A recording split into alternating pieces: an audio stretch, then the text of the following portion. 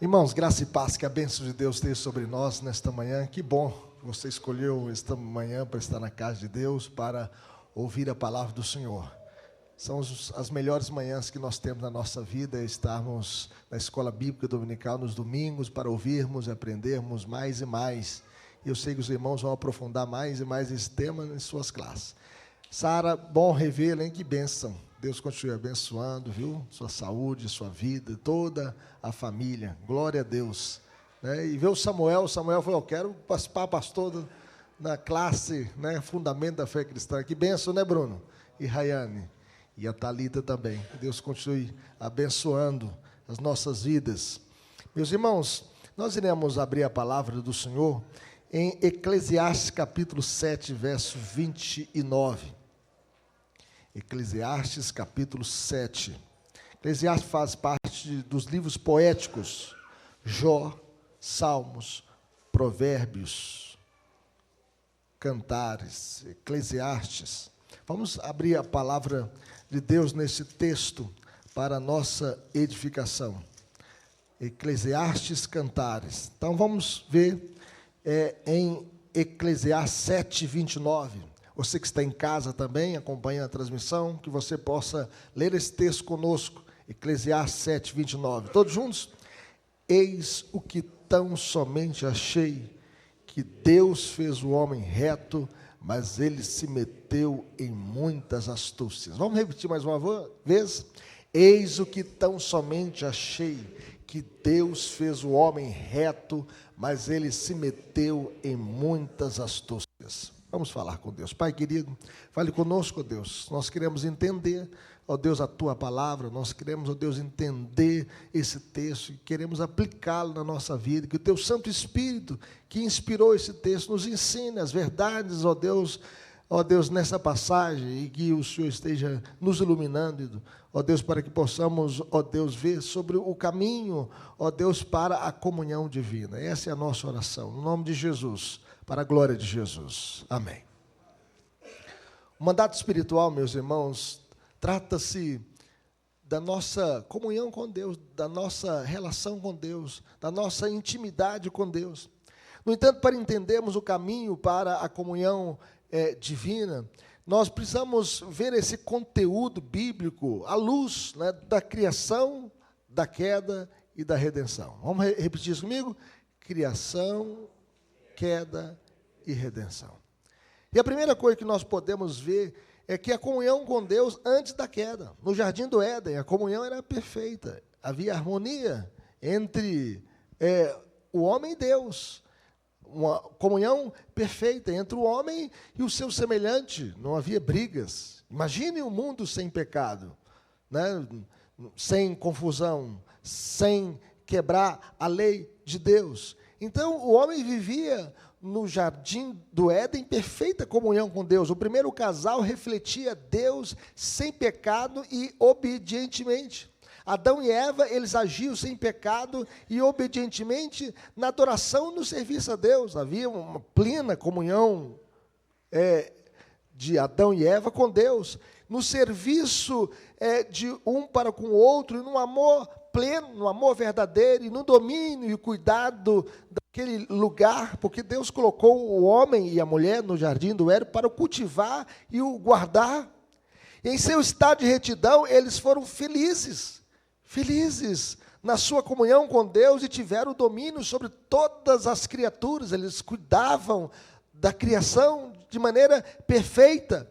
Eles refletiam e representavam a Deus junto à criação e representavam a criação junto a Deus. O homem é a imagem e semelhança de Deus, e significa que ele reflete a Deus, e significa que ele representa a Deus junto à criação, e representa a criação junto a Deus. Eis o que tão somente achei, que Deus fez o homem reto. Vamos ver isso?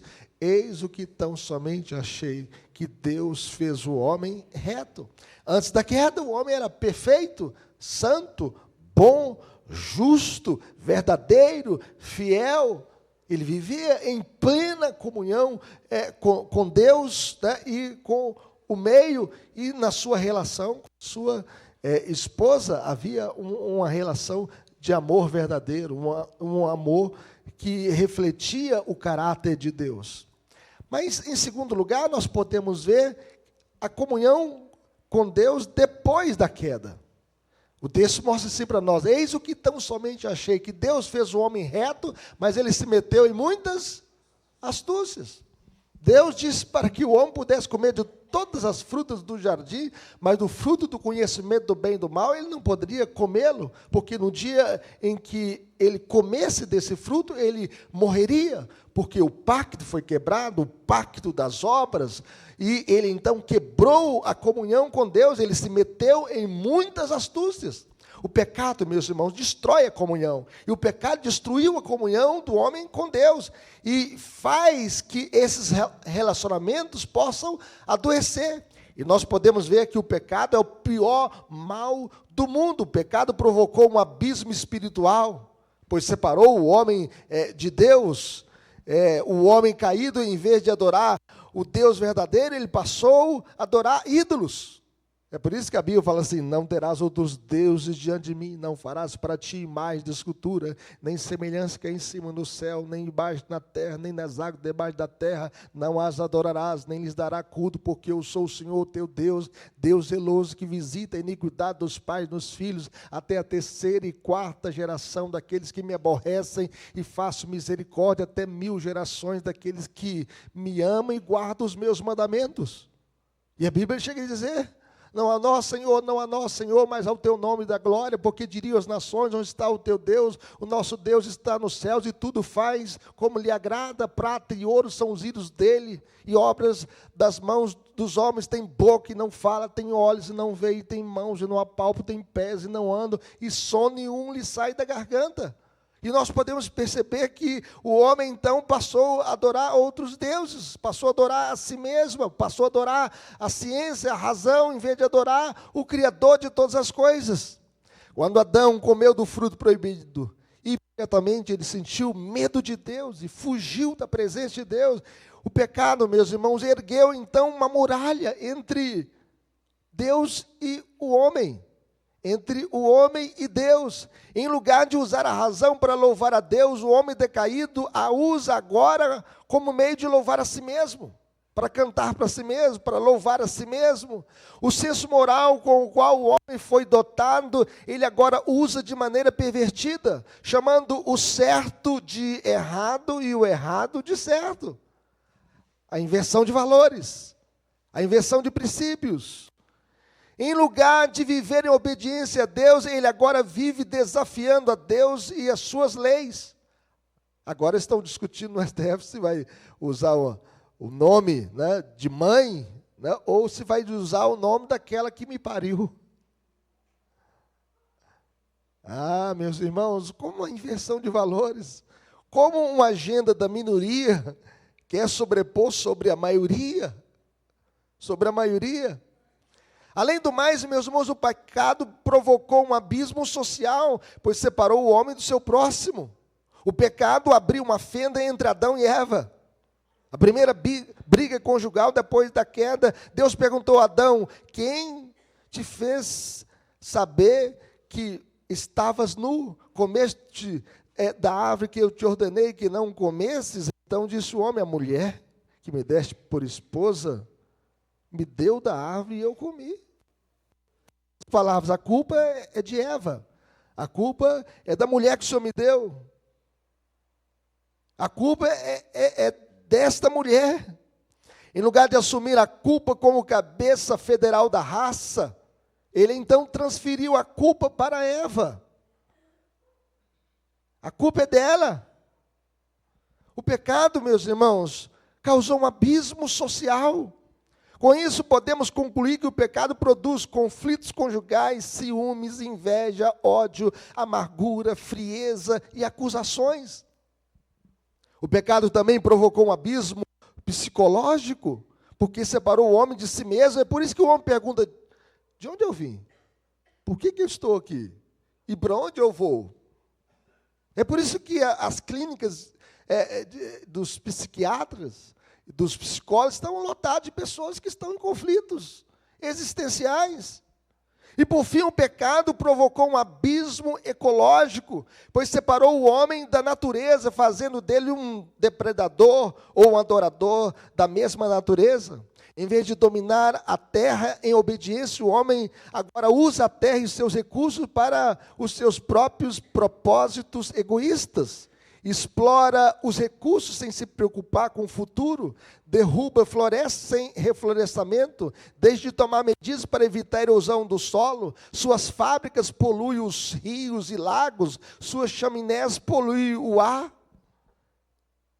E quem está feliz com esse clima que nós estamos vivendo no meio ambiente?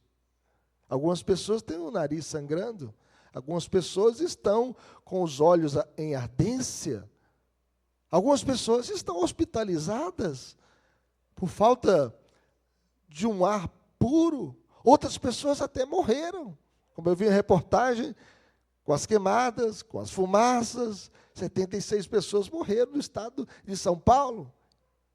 Nós estamos vivendo uma crise hídrica, uma crise no meio ambiente. Em vez de cuidar do meio ambiente, colocam fogo nas pastagens e florestas. E o Brasil está ardendo em chamas e o nosso governo federal está atrasado e despreparado para enfrentar esta crise. Cadê a prevenção de incêndio? Cadê os bombeiros? Cadê o exército combatendo? Cadê os voluntários? Cadê? Nós estamos vivendo essa crise porque o pecado também causou um abismo ecológico. Mas em terceiro lugar, meus irmãos, a comunhão restaurada em Cristo. Já que a imagem de Deus foi pervertida pela queda do homem em pecado, ela precisa ser restaurada. A Bíblia diz que Deus estava em Cristo reconciliando consigo o mundo. O homem só pode ser restaurado, transformado, regenerado pela presença de Cristo no seu coração, pela ação do Espírito Santo, aplicando a obra que Cristo fez na cruz, na sua vida.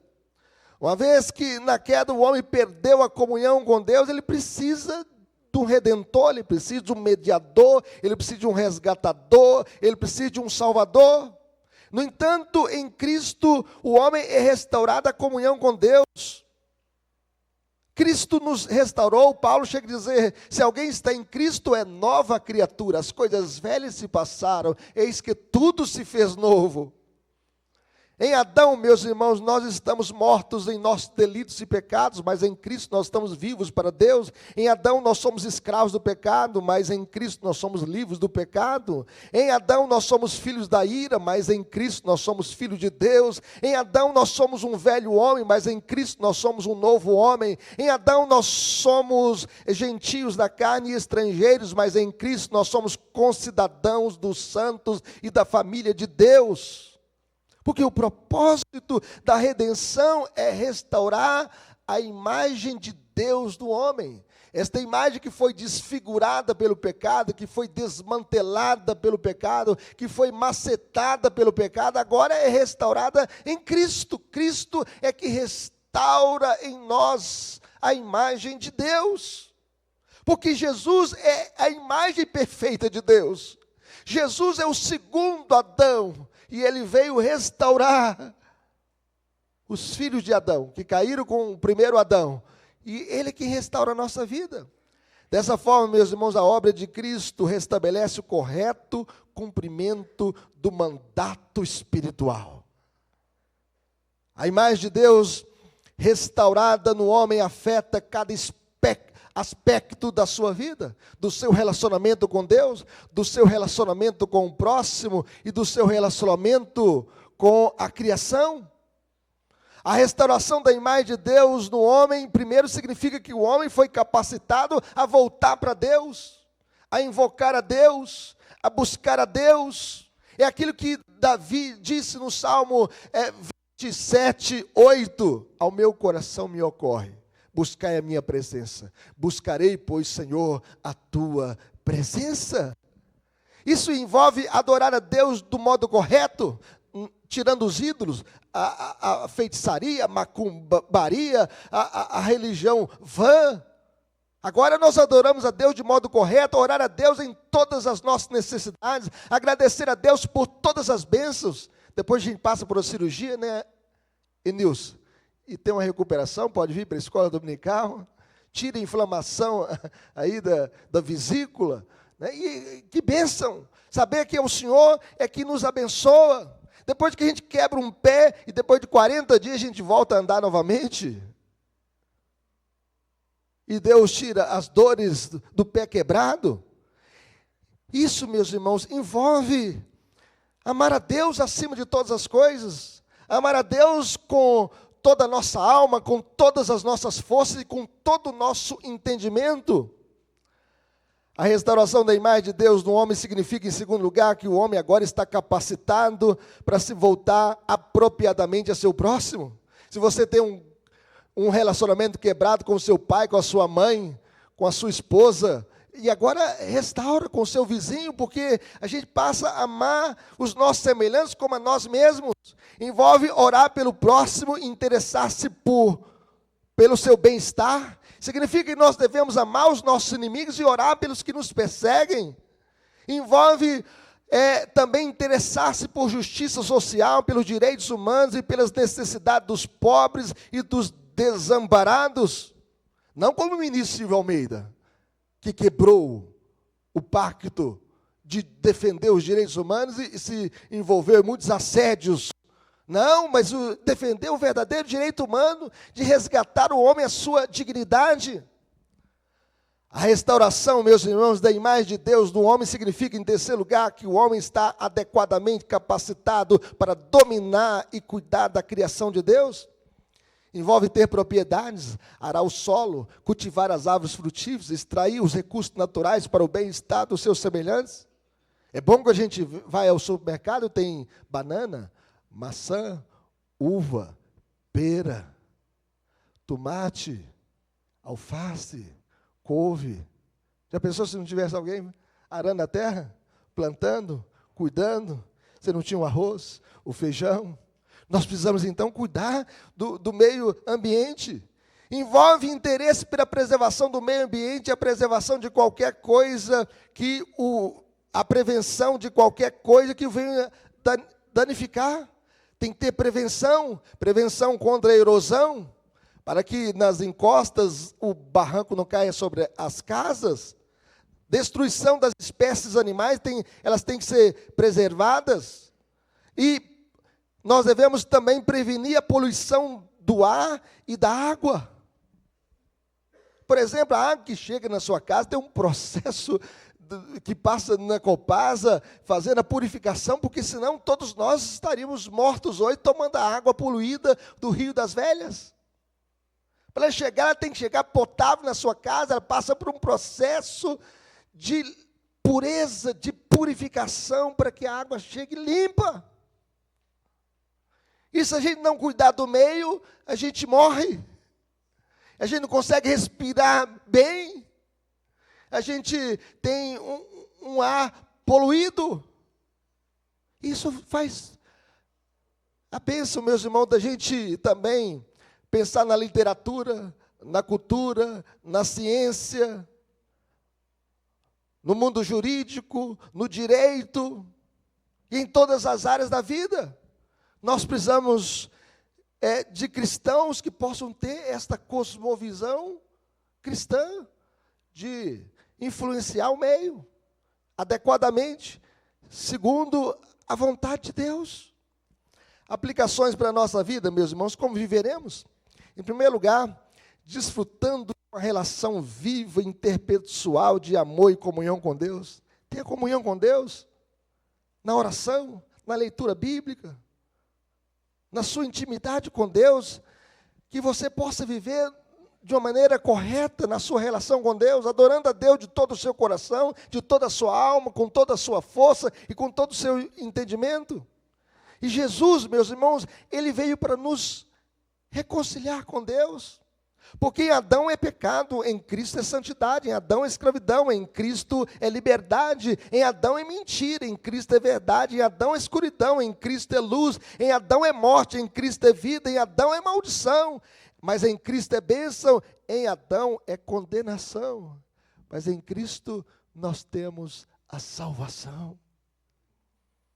Nós temos comunhão com Deus através de Jesus, a imagem perfeita de Deus que veio nos restaurar a comunhão com Deus eterno. Vive em profunda comunhão com Deus. Mas em segundo lugar, como é que nós vamos viver a vida refletindo a imagem de Deus restaurada em nós em sua tríplice relação? Na sua relação com Deus, o mandato espiritual. Na sua relação com o próximo, o mandato social. A Bíblia diz: se depender de vós, tem de paz com todos os homens. Tenha paz na sua família, paz na sua relação com seus pais, com seus vizinhos. Busque a paz. Na sua relação com a criação, o mandato cultural. Nós devemos influenciar a literatura, a ciência, a educação, a política. Nós não podemos ficar omissos diante de uma sociedade que está caminhando para o abismo. Por isso nós devemos escolher os melhores candidatos. Você vai pegar, se ele tem a pauta que você defende, da família, da verdade, do evangelho, da honestidade, pegue o seu histórico, veja, para que nós possamos influenciar todas as áreas da vida. Nós precisamos de professores nas universidades federais, doutores cristãos, sabe por quê? Porque as universidades foram sequestradas por gente que quebra a lei de Deus, que defende o aborto, que defende a liberação das drogas, que defende a ideologia de gênero, que defende uma agenda de gênero para destruir a família. E é por isso que, como cristãos, meus irmãos, nós não podemos ficar omissos. Nós devemos buscar o caminho da comunhão divina. Que Deus nos abençoe. Porque ninguém é feliz longe de Deus.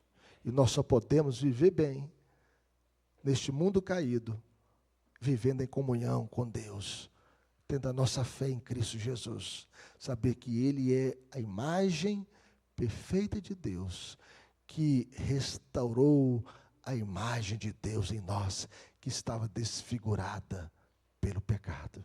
E em Cristo nós temos vida abundante, vida plena, vida verdadeira, até que um dia, na volta dele, nós teremos a plena restauração da imagem de Deus em nós. Porque aquele que começou a boa obra em vós, há de completá-la até o dia de Cristo Jesus. Que Deus nos abençoe.